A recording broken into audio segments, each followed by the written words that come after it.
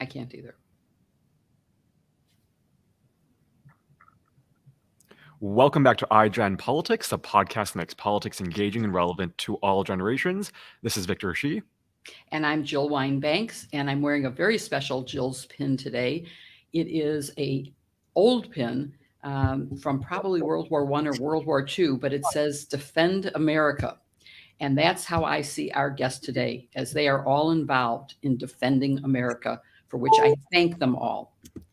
Because Election Day is 34 days away, and today we're talking about how important it is to my generation, Generation Z, which, like Jill said, is going to defend America this midterm election. We're a very unique generation, as the people on this panel are no strangers to. We're the most online, the most educated, the most diverse, the third largest generation in America, and that's why I'm so excited for today's conversation with these four guests. Who will be joining us to talk about how to turn out young voters and also how to make it happen this November. So, Jill, kicking off to you. Yes, well, I'm as excited as you are, Victor, because I do see Gen Z as our future, and I'm so ready to turn off the responsibilities to you and hoping that you will take up the fight that I have been fighting now for 50 years, long before you were born. I was involved in these, and I'm looking forward to talking to all of you about the work you are currently doing to get out the vote, running for office, and also about the stakes of this election. Um, I'm telling you, I'm in New York, and even though I'm high up on a floor, you can hear fire engines and things. Sorry about that. There's nothing I can do. But go ahead, Vic. It's all good. So let's introduce our guests. We have an all-star panel. The first guest with us is Sam Lawerence. He's currently a sophomore at Miami University in Ohio. He's 19 years old, and he's running for the Ohio State Legislature, and if elected, would be the youngest member in history, I believe. So welcome, Sam. Thank you so much. And we are excited to have joining us later on. She had a little accident, so she's running a little late. But Jill, she's actually here. Marianna, she's here. Sorry. She made it, yes. Okay. Hi, Marianna. It's Marianna Pecora. Hi, how are you guys? Thank you. I hope you're well. Are you doing good? I'm doing okay. Good. Anyway, Marianna is a freshman at George Washington University. She's also 19 years old and currently serves as the communications director of Voters of Tomorrow. She has also gone viral on Twitter and elsewhere. Everybody should know her by now because she recently got kicked by none other than Marjorie Taylor Greene. And I am really excited. She has filed an ethics complaint against Marjorie Taylor Greene, and I look forward to talking to her about all of this. Next, we have Ray Reed. He's 25 years old, recently ran for Congress in Missouri in the primary last August. Although he didn't win, he ran a great campaign, and he's now turning his energy into registering voters for the midterm. So we're excited to talk to him about that. Welcome, Ray, to the show. And finally, we have Maxwell Frost with us, who is running for Florida, in Florida for Congress. He recently won his primary, and if elected in November, he will become the first Gen Z member of Congress. So thank you all for being here. Let's start with asking each of you to answer, because you're all young, you're all involved, and I just want to know what made you get involved and a little bit more about what you care about, maybe 3 issues that are of extreme importance to you and the rest of your generation. Who wants to start?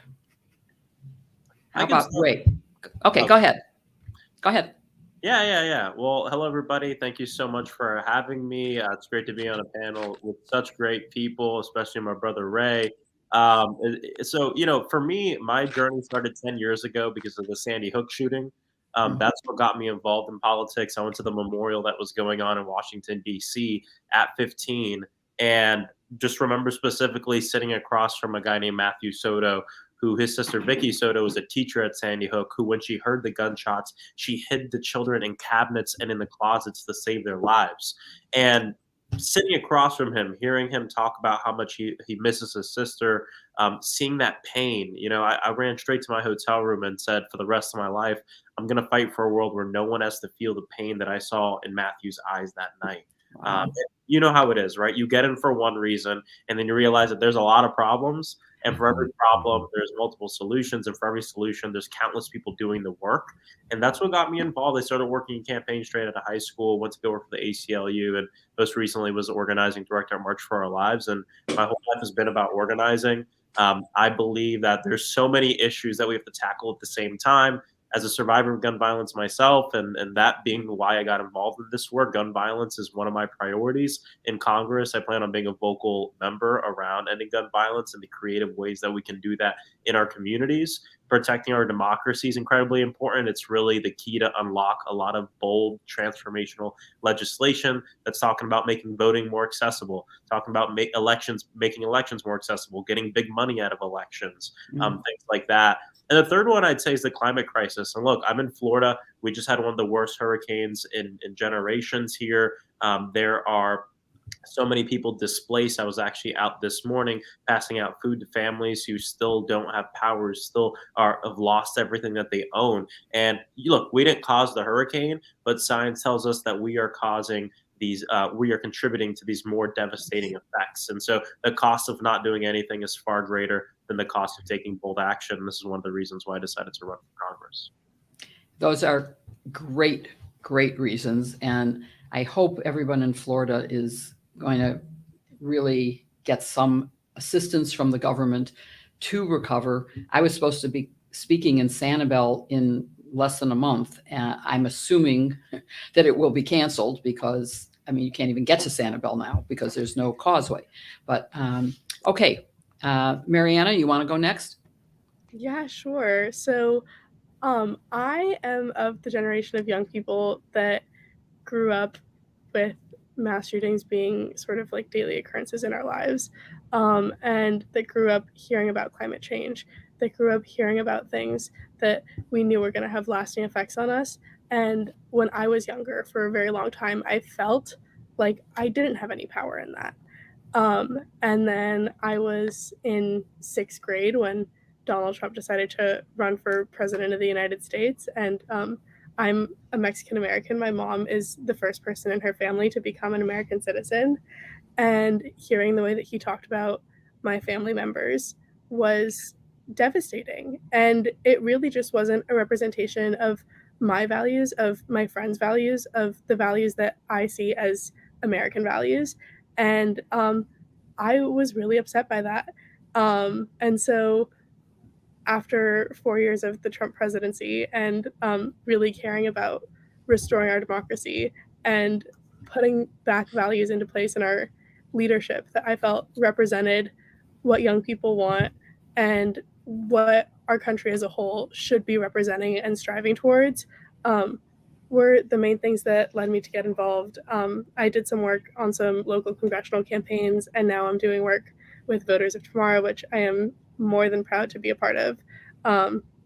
And I guess I couldn't be more grateful to all of the young people that feel the same way that I do and are doing something to make a difference in our country, because we really are the ones that are going to be dealing with the consequences.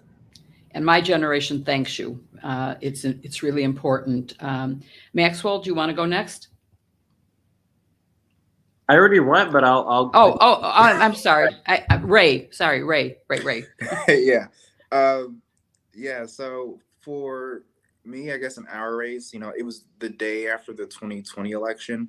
I worked in like our governor's office before and a bunch of campaigns, but the day after that 2020 election, I sat at a bonfire in a backyard in the suburbs of St. Louis with a bunch of friends, and we really just talked about the issues that we care about. We care about student loan forgiveness, we care about universal health care, we care about protecting unions, and what stood between me and working on those federal issues was a federal office, Congress. And I lived in the closest congressional district in the country in 2020. It was decided by only 115 votes between Trump and Biden. But our congressional candidate lost by 30,000 votes. So I believe that, voters in the suburbs of St. Louis, wanted someone fresh, someone energetic, someone kind of breathe new life into the party. And I think the theme of Gen Z is that we don't really wait around for someone else to come fix our issues. We step up. You see that in Maxwell Frost. You see that in Voters of Tomorrow. You see that in Sam. We step up and fix the issues ourselves, since the election, I'm using, the platform and the voice given to me to help bring up as many young leaders as possible and visit as many colleges and high schools as I can to get kids involved, making sure that they're making plans with their friends to go to the polls and turn out in numbers unseen in the midterm election for young people. Very exciting to me. And Sam, talk about yourself and what the issues are that you care about. Yeah, absolutely. Mine was more of a steady, slow engagement. But first of all, thank you guys for hosting. And Ray, Maxwell, Marianna, I actually know the three of you, so good to see you guys again. But absolutely, I started growing up. I started paying attention to the state legislatures and what's happening on the state level here in Ohio, which is something not a lot of people pay attention to. I started realizing the corruption and the extremism that was within the state house and within Columbus. And if you didn't know, it was ranked as the most corrupt state government out of all 50 states. Ohio was. We have a problem here. And so then I got into campaign work as soon as I could early in high school. And two of those campaigns are our current minority leader who ran for Congress, Allison Russo, and our U.S. rep who is now running for Senate, Tim Ryan, have both come out and endorsed my campaign. But I think like these three we're talking about, we've got to focus on the issues that Gen Z and folks like us are really concerned with, because I think if you look at the average age of our state legislatures, of Congress, they are well above the average age of our population. They are out of touch and they really don't know what we want. We care about the environment. We trust science and trust the experts. We care about making an economy that works for everyone, including our workers. We care about strengthening our unions. And finally, I think Maxwell might have mentioned this, but protecting our democracy. We can't have any policy change until we ensure that we have a safe and steady democracy. And the foundations of that begin in the state legislature, right? They're the last line of defense if someone tries to overturn another election. So I'm happy to be here and I'm happy to get into more of all of these issues that the four of us really care about. We definitely want to get into those issues and talk more about some of the work you're doing. And I think someone said on the panel that Gen Z is really unique because we don't wait around. I mean, all of us on this panel, we found some way to get involved, and that's so important. And so I want to dive maybe a little bit deeper into this Gen Z and how people think about Gen Z. At the outset, I said we're such a unique generation. I'm curious how you would all describe Generation Z. What makes this generation so unique compared to other generations? I'm going to say it has a lot to do with how much we're on the internet, I think. Just like, I really do. Just constant exposure to all different types of facets of culture and news and politics and anything you can imagine. I do think that has an effect on people. And I think it can be dangerous and challenging when we're talking about misinformation systems that exist in our online culture. But I think that as someone that grew up pretty online, I learned about a lot of things that I wouldn't have learned about in school or from my parents on the internet. My household wasn't a particularly political household. My interest in politics came because of my experiences online and because of the people that I was interacting with and because of the people that I was looking up to and seeing on the internet. And so I do think, and I work in digital, so it's like a particular soft spot for me, but I do think there's something really special and different about the way that young people have sort of grown up online. And it's also a little bit like it can be harmful and dangerous. We know there's like a bunch of mental health issues tied into it, but I do think there's some pros there. I want to get to everyone, but I do feel like I want to ask a follow-up question, Marianna, which is there is another danger of it, which is anyone has a voice, and that means they can lie and put out disinformation, misinformation, and millions of people will see it and believe it. And how can we deal with that? Because one of the big problems for saving democracy is that facts matter. But if you believe an alternative universe of information and you think those are facts, how do we get people to understand what is true and what is made up? That's an incredibly difficult question. And it's one that like I have trouble answering. I was lucky in that I had teachers in high school that sort of like taught us about how to look for reliable sources of information online. And I do think a lot of that is sort of just like information that I've taken with me and valued a lot. But it's so difficult because I do at some level, I do like think that platforms do have a responsibility to the people that are on their platforms to provide them with unharmful information. But Truthful. Let's just say truthful. Yeah, truthful. I mean, but also like if someone's telling a joke, if someone's saying something funny, and I don't know, I think there's also a place where like expression and like creativity on the internet could get limited there. But which is another thing that I think Gen Z is fantastic at, is we're an incredibly expressive generation online.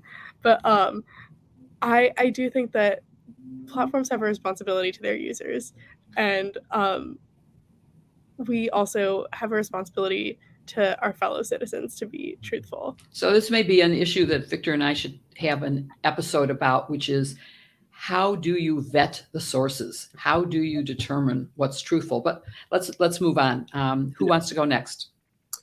Yeah, I can go next. I actually have to head out a little early, so this will be my sign off. But I always think about the timeline of our generation, and I'm the oldest member of Gen Z can be at 25, but I think we've all gone through a very similar upbringing, right? I think about being in elementary school and like watching my dad, he's watching the news and seeing all these college age people sleeping outside of Wall Street, talking about wealth inequality and learning about that through Occupy Wall Street, continuing to grow up and hearing about all these school shootings, going through more school shooting drills than fire drills, right? That's something that's very common for our generation. Growing up and finding out that a kid was shot and killed because he was walking while black 20 minutes away from where I live, brother Trayvon Martin. Seeing a black man be lynched on Twitter, George Floyd, joining the uprising that happens, right? The whiplash between Donald Trump or President Obama and then Donald Trump, right? I think all these things, all this turmoil, all this civic turmoil has all combined to create the only experience we know because we are so young, right? This is what we've grown up with. This is what we know. And I think there's merit to that because when we step into the spaces, we bring the urgency of the issues with us because we have this righteous anger of why has this not been taken care of? And this isn't to like pit blame on other generations or anything like that, right? This is really to show that the reason why it's important to have younger people in the space and at the table is because this is all we've ever known. And because we're daring to dream of a future where people have the resources they need to just live their best lives, right? And that's something we want for everybody. The last thing I'll say about Gen Z is I think we have this natural knack for seeing the world through the eyes of the most vulnerable. And having this, this like way of thinking that's like, look, my success is your success is my success. We don't always have to be competing, which is kind of the antithesis to what this country has been built on, right? It's about competition. It's about earning the right to be healthy. It's about earning the right to be safe. And what we're saying is that's a load of BS, right? We deserve to be safe. We deserve to be healthy by virtue of being human, and we shouldn't have to compete with one another for that sacred human right. And that is something that I think is beautiful. It's something that it's beyond politics. It's about humanity. It's about love. And I really think that's what sets our generation, not just apart, not saying older generations are not capable of love, but I think even when you talk with, even sometimes when you talk with even conservative Gen Zers, there tends to be a little bit more of a left-leaning outlook on social issues and the way that they see the world. And I think that it really gives me a lot of hope for the future. So. But it's great to be here with y'all. Sorry I have to leave a little early. But sorry. Yeah, we have a lot of good questions. We'll have to have you come back and talk to us more about those other questions. Yeah, for sure. Definitely. Thanks so much, Maxwell. So, I mean, Maxwell said so many great things, and so did Marianna about what makes Gen Z so unique. And last week we had on Ali Vitale, who has this new book out about why a woman isn't elected president yet. And it just got me thinking about how this generation really is so intentional about bringing diverse voices to the table, and we aren't afraid to challenge systems, which I think is another thing that makes this generation so unique. But I want to maybe focus in more on the online aspect that Marianna brought up and how we're so digitally connected. And so, Sam, I just want to ask you, you're running a campaign. How has being the most online generation affected how you deal with, I guess, your campaign and reach voters? Yeah, well, you asked me that question, and to be quite honest with you, my answer to that is going to be the same answer I was going to answer for the last question, which is, like Marianna said, we are kind of chronically online, and at that times that can be a bad thing, right? Everything in moderation, but at the same time, you think of most people in Gen Z. I mean, 99.9% of people, the first thing you do when you don't know what else to do is pick up your cell phone and you check Instagram and you check Twitter and you check TikTok and you check Facebook. You check your social media apps, and social media is a unique way that you can really cater to, especially younger generations, right? This is where they are. And we talk about reaching people where they are. And sometimes that comes from running ads or getting on doors, but that also works with social media. We've made social media a huge part of our campaign. It helps campaigns in ours in fundraising. It helps us in getting my name recognition out there. And it helps us in delivering this, again, common sense message to people. And I think, again, social media has the qualities to be able to amplify that to people who wouldn't normally see it, which is why I think young people, and especially young campaigns, we've figured out a way to maximize our output there and reach as many people as possible. Definitely. And Ray, I know you also ran a campaign and also now registering voters. How has kind of this technology, digital age affected your work?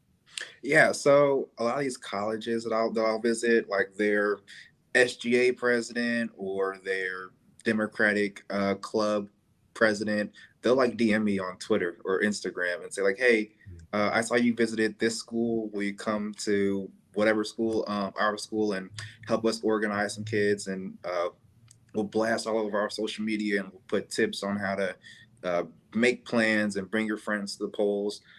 Social media is a big tool, and I think it's really a gift that our generation has. By far, I think we're the most compassionate, inclusive, and caring generation in a very, very long time. And I think that when we all participate, not even the skies are the limit. So I think we have a good understanding of what Gen Z is. I'm curious what you all would say. What are the biggest misconceptions about Gen Z? What do people get wrong about our generation? And maybe we can go Ray, Sam, and let me add something before you answer that, which is, I just want to say there's a lot of articles, and a lot of my friends who are in business have commented that Gen Z, they won't work in the way that past generations have. They are willing to work only when they want to. And two of my sisters-in-law from the Sisters-in-Law podcast are professors who say, even in law school, students don't come to class unless they feel like it. They have a million excuses. And so I want that to be part of the evaluation. And also because you've described a generation, all of you, and including, have said you're a caring, compassionate, but there are a lot of Gen Zers who are Trumpers. And I don't know the statistics on it, but some of them, drank the Kool-Aid. And so I just want to hear about, those people as well, but particularly about your attitude toward work. Yeah. Okay, I gotta think where to start. Okay, so I get the whole, Gen Z doesn't care, young people, they don't turn out to vote. But I think the world that we live in, the world as it's changing, isn't the same world. That world just isn't the same as the one that older generations grew up in. And technology, again, is like a big part of that. Yes. But I think, and to connect, with the Republican Gen Zers, it doesn't matter if you're Republican or Democrat in this generation. We all had to sit through those school shooter drills. We all had to have that rush of anxiety of that comes with an unexpected school lockdown. So I went to college in rural Missouri, so it's filled with Republicans. Missouri is already pretty Republican, but rural Missouri, I went to the University of Central Missouri. There were a ton of Republicans that went to that school. And, on the issue of guns, even a lot of folks on that campus, they believe that we shouldn't allow guns on campus. We shouldn't have guns just nilly-willy all around, flooding our streets. I think that even the Gen Z Republicans will begin to take more of a compassionate stance as more of them grow older and hopefully get elected, and kind of turn that party around, because it's going downhill pretty quick. Mm. Yeah, I think you had a lot of good points there, as well as that. I mean, that's a really hard question, Jill, and that a lot of us do conform to the stereotype where, oh, you got lazy college kids, right? And whenever my team is registering voters on campus, we know we're going to have to work harder to get these people's attention spans. And I think that comes with being online and everything. But I also think you see examples like the four of us, or the three of us in Maxwell, and other people who are stepping up, not just to run for office, but to get into the arena and make change happen. And I think that outshines kind of the minority of Gen Z that doesn't care or isn't involved in politics because they don't think it affects them. And I also think that's going to start changing, honestly, as we each grow a little bit older, but as we all really, Gen Z, I am a sophomore in college. A lot of Gen Z is just now coming into college, just now experiencing different worldviews, the one completely different than the one they grew up in. And I think that'll certainly help us become more compassionate. And I think you'll see kind of a spike in work ethic there as well. Yeah, I want to build off of what Sam said. I don't think I've ever met a harder working group of people than the team at Voters of Tomorrow. And we're all a bunch of college kids, people just out of college, even high school students. Our youngest team member is 13. This is a group of kids that found something that they care about and are doing work on it in their free time, on top of school, on top of maybe school and a part-time job, because this is something that they care about and something that they believe in. So if you're saying Gen Z only does work that they want to do, yeah, we only do work that we care about. Like, we do work that we think is going to make a difference. Work that we can see tangible change in. And also, you mentioned, Ray, I think you mentioned people talking about how young people don't vote in article after article. Oh, Gen Z is not going to turn out. I challenge anyone to find an article that talks about how Gen Z isn't going to vote that talks to a member of Gen Z. It's ridiculous. It's so funny. Right? Every single time. Oh my God. Yeah, it's insane. And yeah, it is insane. I so hope you're right, and that we can see statistics after November 8th that say, look at how many percentage of Gen Zs voted. That's what I want to see. Even looking at 2020, though, there was record high youth voter turnout in 2020. Yes. And nobody's giving Gen Z any credit for that. Hopefully we're going to have turnout just as high this year. But it's like it never happened at all. And it's really not fair to us that older generations are just deciding to portray us as this lazy, disengaged generation just because they don't understand the way that we are engaging. Yeah. So I have a... Oh, go ahead, Ray. No, I was going to say, I'll bet that young people turn out, the 18 to 35 in 2020 will be higher than 18 to 35 in 2018. That's just a guess. Well, you got a lot at stake, and the issues here are really, really big issues. Yeah. And, maybe we should talk some about that. But I think, I don't know, Sam, did you have something to say on... I don't know if you wanted to add. I couldn't tell from your face if you wanted to say something. If you want me to say something, I can, but I didn't have anything in mind. Oh, okay. Jill, can I follow? Yeah, go ahead. Marianna mentioned Voters of Tomorrow, and that's an organization that I just had the privilege of joining, and I've seen them do such incredible work. And you mentioned something, Marianna, that I think would be worth maybe just touching our toes into, and that's the media. I think all of us interact with the media on some level, either nationally or state or local media. What do you think the media gets wrong about Gen Z? And then maybe, Jill, you can talk about some of the issues that we care most about. I definitely think that there's a tendency to portray Gen Z as sort of a naive, disengaged, young and dumb generation. And like, sure, yes, maybe this is my first time voting in an election this year, but that doesn't mean that I haven't put any less research, any less time, any less effort into my vote than any other voter. My vote counts the same as your vote, which counts the same as everybody else's vote. We all get one vote. Our votes should be treated equally. They shouldn't be taken for granted. They shouldn't be assumed. They shouldn't be thrown aside. And so I just think that young voters have a lot of power. Voters of Tomorrow is playing in 20 congressional districts and 11 gubernatorial and Senate races, where the margin that the race was decided by last time around is smaller than the margin of new voters that have come of age since the last election. So youth voter turnout literally has the power to decide all of those races. And that's pretty incredible. Like, Gen Z has a lot of power in this election and in every election after this too. There's only going to be more Gen Z-ers coming of age to vote, and we're only going to be a bigger part of the voting block for the next couple of years. So we have a lot of power as a generation, and I don't think that it's being taken seriously or treated that way. That's a great message to turn out the vote, is to show how much power there is and that it could make the total difference. Are any of you seeing certain messages that resonate better with your generation than other messages? What are the issues or messages that you think are the compelling ones that should be forefront? Yeah, absolutely. I think one thing that many young candidates are focusing on, but also older candidates who are trying to cater to the younger generation, is focusing on the extremism of the other side. And we can't run a campaign based on that, right? We have to provide why we're the better candidate, why we can do things better, what our plan is. But at the core of the issue, you really got to look at the difference between two said candidates in any race.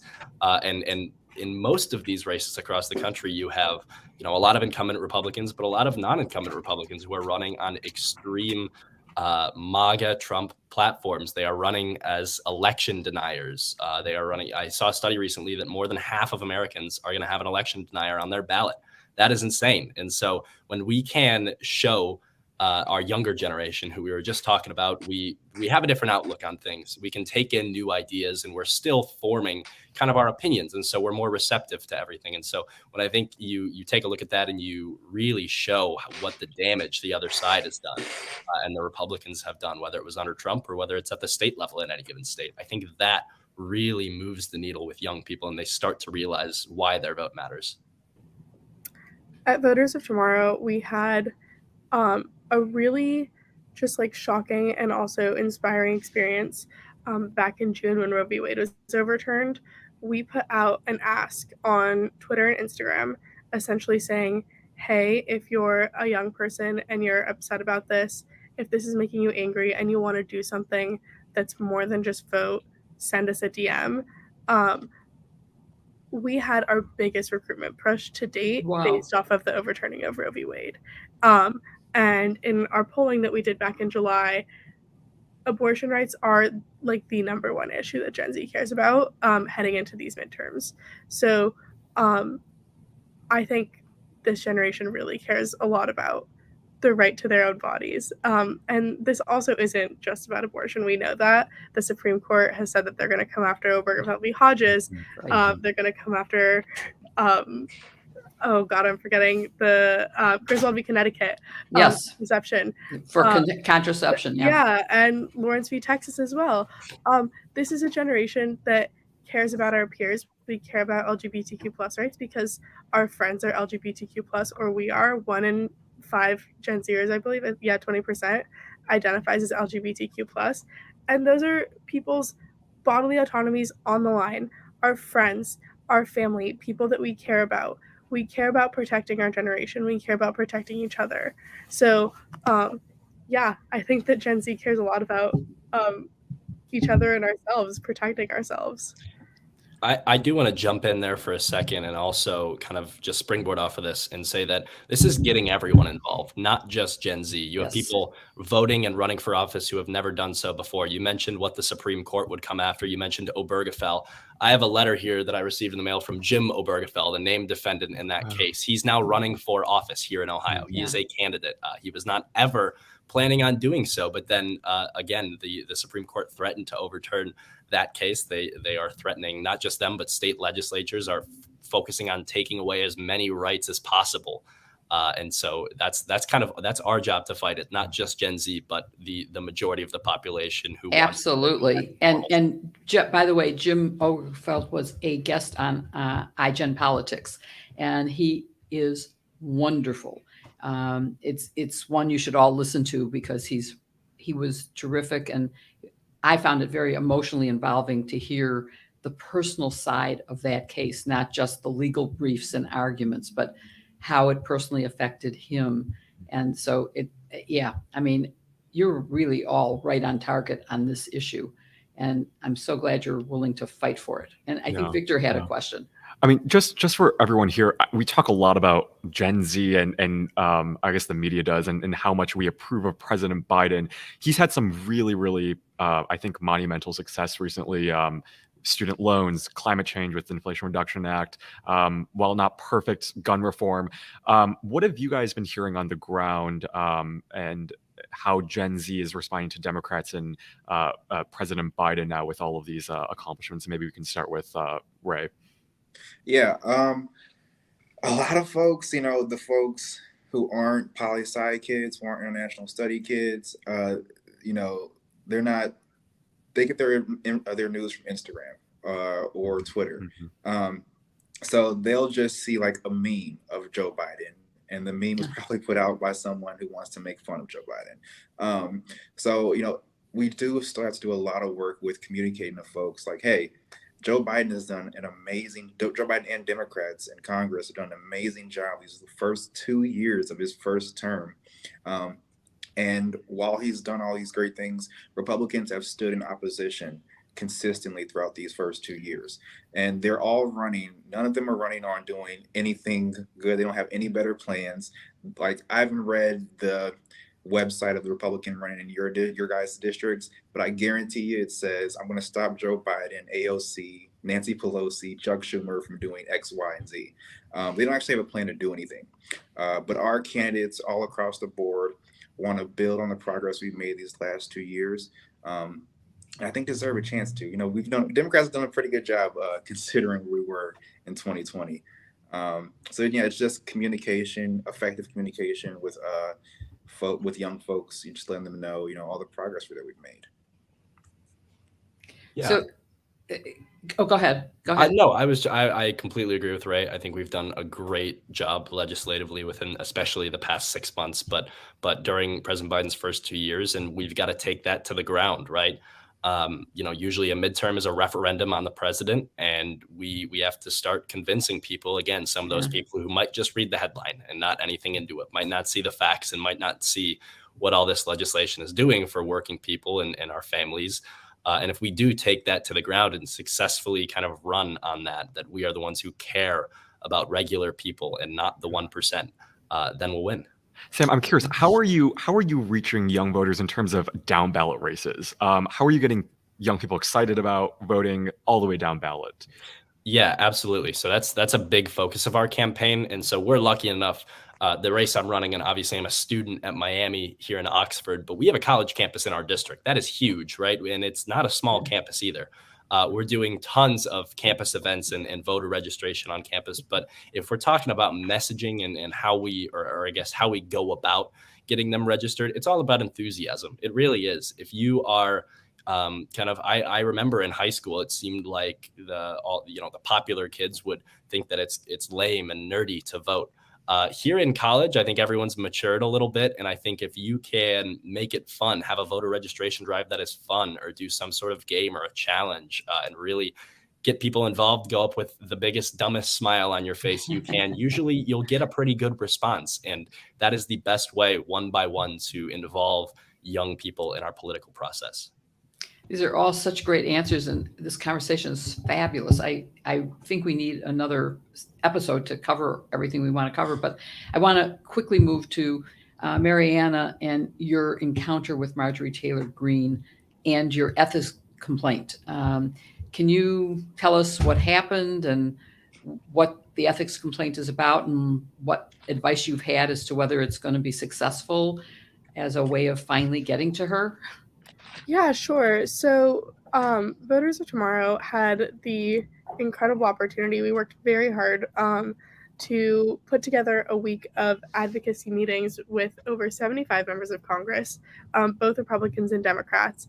And on the Thursday of that week, we also had a White House meeting in there. It was pretty cool. Yeah. And yeah, we worked really hard on this series of advocacy meetings where we were fighting for bills that Gen Z believes in. They're all bills that are part of our Gen Z agenda, which is built off of polling of Gen Z, figuring out what our generation supports broadly, and then bringing that to our members of Congress, to the people making decisions, and bringing young people to the decision-making table and saying, this is what we want. So we were leaving a roundtable with the House Rules Committee, and the Freedom Caucus was having a press conference outside the Capitol. We did not have meetings with any of the members of the Freedom Caucus. And so we decided... Was that because they wouldn't meet with you, or because you decided it wasn't worth trying to meet with them? We are an unyieldingly pro-democracy organization. We did not reach out to insurrectionists for meetings. Okay. So... Good point. Good point. We saw that there was an opportunity, though, and we said, okay, let's ask them a couple of questions if they're standing right there. Let's ask them a couple questions about the policies that we're here supporting this week. And Santiago, our executive director, and I started asking a couple questions about gun violence prevention. I ended up in front of her, and she started kicking me. Even like now, a couple weeks later, it's just, it doesn't feel real. It's Did she say anything, or she just attacked? She was upset that I like walked in front of her. There was like an electrical box, and I had been walking in the grass to like stay next to her and not on the sidewalk, and so I had to like move in front of her to go back on the sidewalk. But anyways, her communications director said, you cannot block a member of Congress, which but anyways, and a member of Congress cannot kick you as a means of stopping that either. But listen, okay. I also think it's hilarious that she called Santiago, a 20-year-old youth activist, a child abuser, and then she, a 45-year-old woman, proceeded to kick an 18-year-old activist. I think that's pretty funny too. Well, it's pretty pathetic and sad, I would say. It kind of reminds me of... It really is. You're right. Victor and I were interviewing the Secretary of Defense, the person who had been Secretary of Defense on January 6th, who had obviously not called out the guard and hadn't done anything to protect against the insurrectionists. And Victor asked him a simple question, and he almost walked off the show. He was like, I'm not taking that from you. And I'm thinking, oh my God. And at the time, Victor, how old were you? You were 18 at the time? Yeah. Yeah.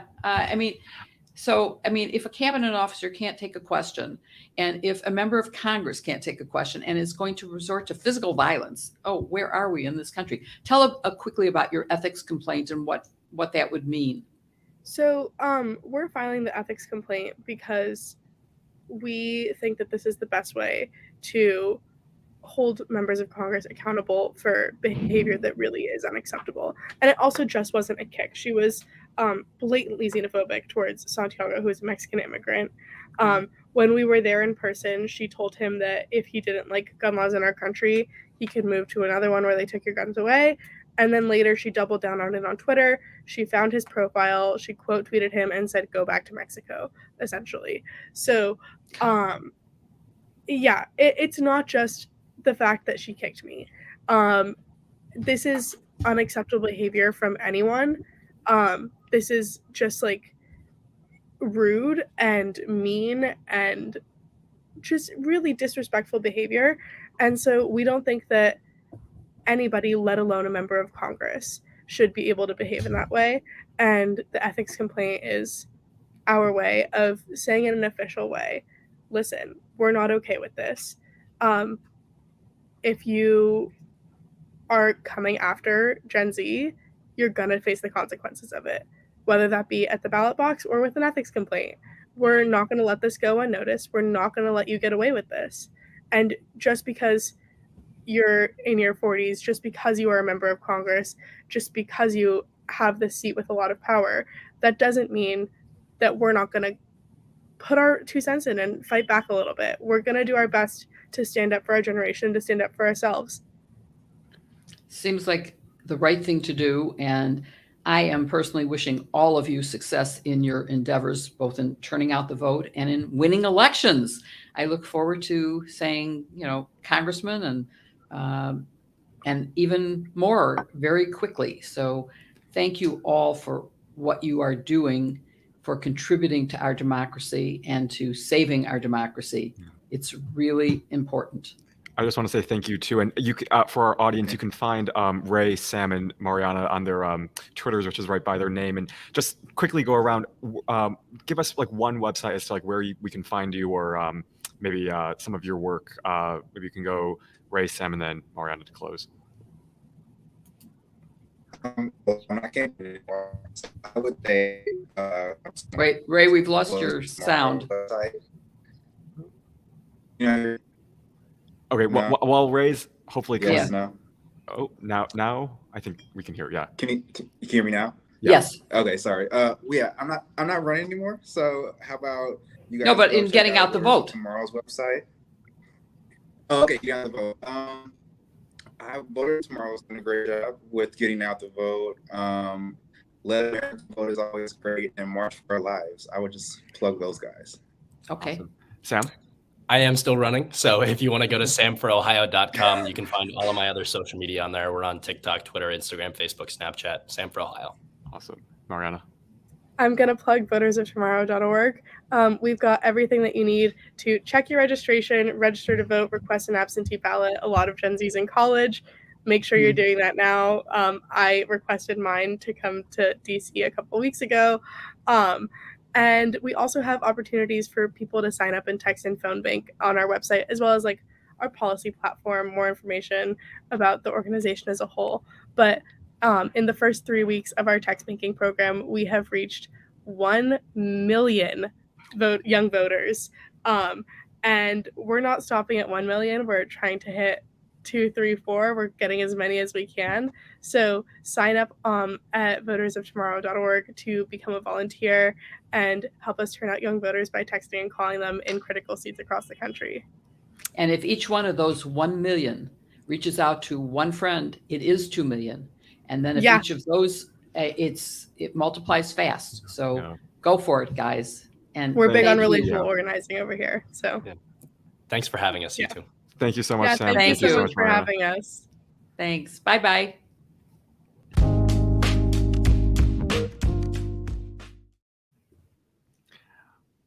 Well, that was such a wonderful discussion, Jill. I mean, this is our first Gen Z panel, I think, ever, where we had all Gen Z-ers. I'm curious, as someone who is on the opposite end of the generational spectrum, what did you think? I was very energized and enthusiastic about their enthusiasm.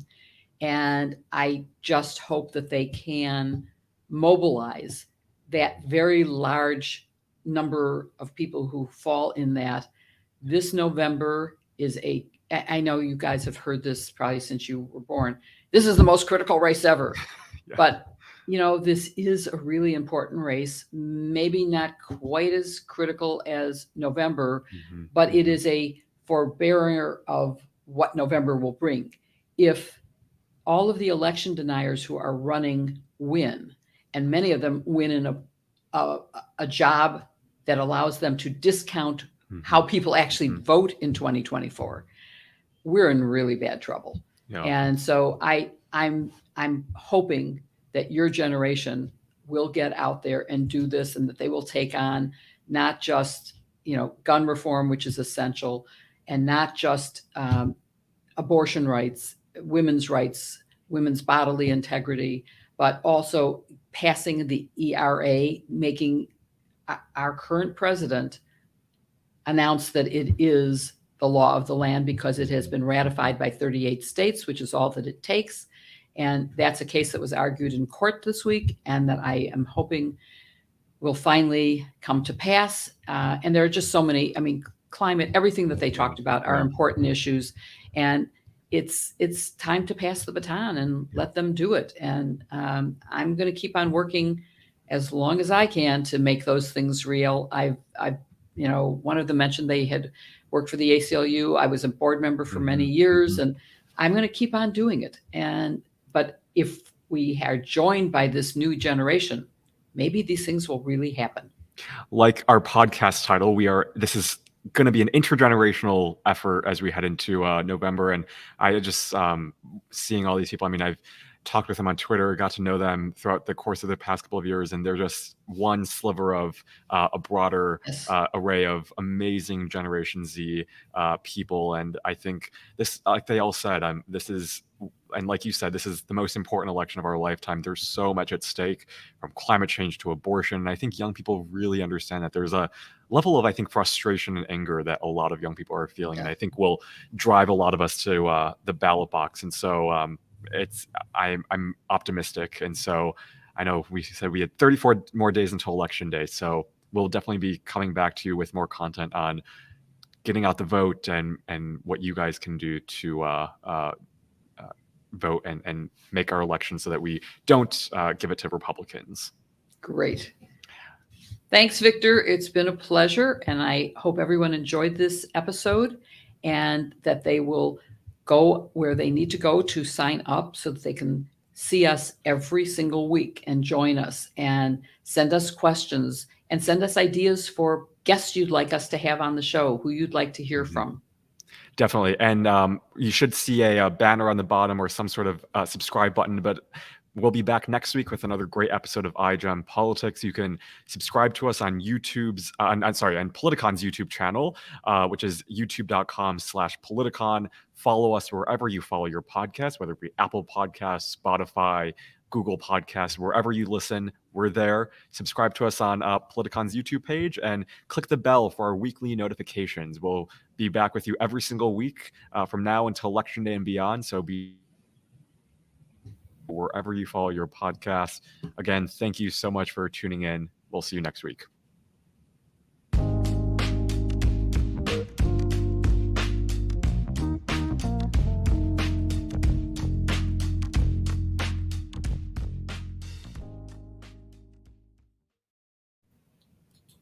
Okay, you should make class on time. Yes.